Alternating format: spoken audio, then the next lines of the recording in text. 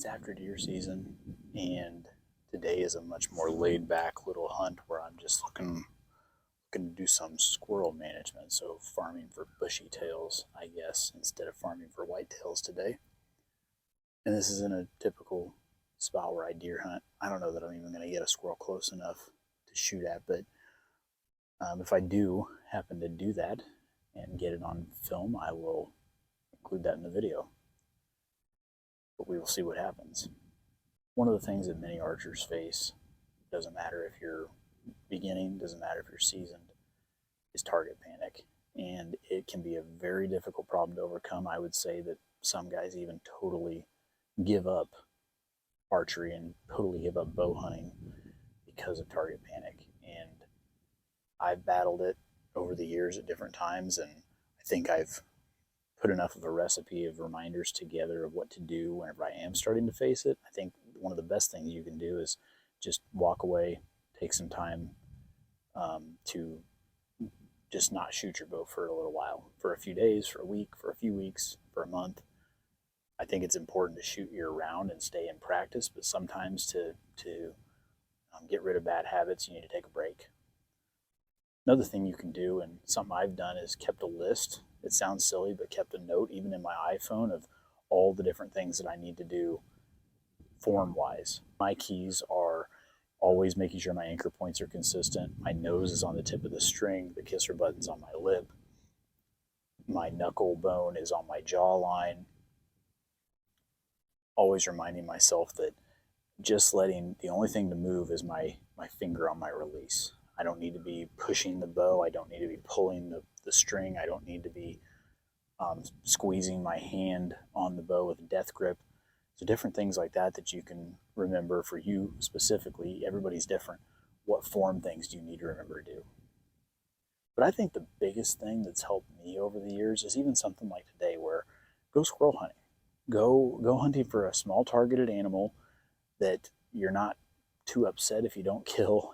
But I think even just for me, if I'm having trouble with target panic, if I can't hit that little 2-inch or 3-inch orange dot, or even smaller, if I'm having trouble hitting the spot I'm aiming at, I will just make a game out of it. I will have my kids come outside with me. What I've taught them is that when it comes to deer, that deer always duck whenever you shoot. Well, most of the time they duck whenever you shoot. We always call it jumping the string, but really it should be called ducking the string. And so what I'll have them do is stand off to the side, obviously at a safe spot that they're not going to be, injured. And I will tell them, okay, whenever you guys get to close your eyes, and whenever you hear my bow go off, you need to duck, and then we'll run to the target and go get our arrow. Ready? Okay, when you hear the bow, you're gonna duck. Okay? Yep. Don't jump, just duck, and don't take off running for the target. There you go. Just listen.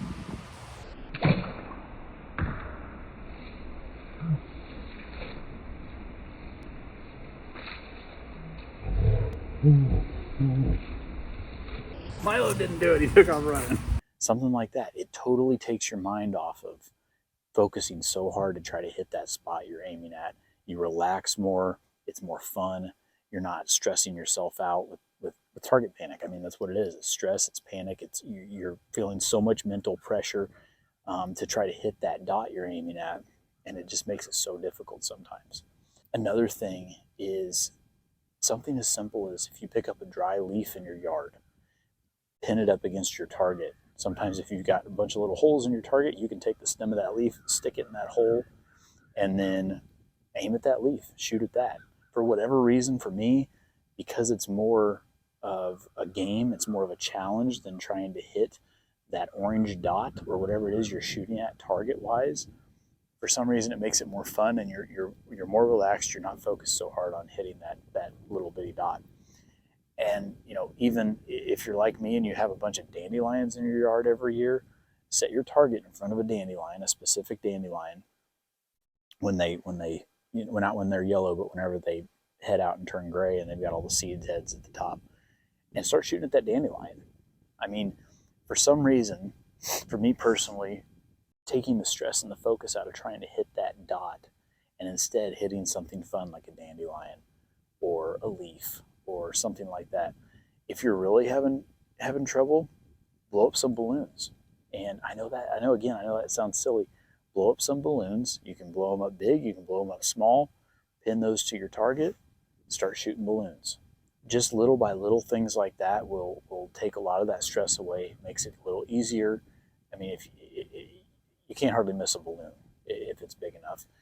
If it's really because you're shooting a smaller dot target, and even sometimes if you're a perfectionist and you're shooting a 1-inch dot or a 2-inch dot and you're just hitting the fringe of it, or you're missing it just a little bit, just the fact that you're not hitting the center of it every time can sometimes stress you out and cause more target panic. You're trying so hard to hit that spot. So take a bigger target. Make your target area bigger. Take a pie plate or a paper plate out there and put it on your target and just practice shooting that. Practice shooting that for a week or two, then just continue to bring that down, down, down until you're being more precise. I think all in all, remember to have fun whenever you're doing it. If you can't hit the target every single time, there are a lot worse things in life than hitting your target you're aiming at, shooting a bow. And I think that goes for deer too. I think we can stress so much about trying to kill the biggest buck or trying to kill the buck we've been hunting and all that stuff that, there's a lot worse things in life than not being able to be successful hunting. And then redefining what success means in hunting for you. Those are my tips for target panic and curing target panic or helping with target panic. I know there's a lot of different methods that people would use and can use and have used, and I think there's more than one way to do it. Those are my tips. We'll see if we see any squirrels here and get a chance to shoot one. Thank you for watching Farming for Whitetails. We'll see you next time.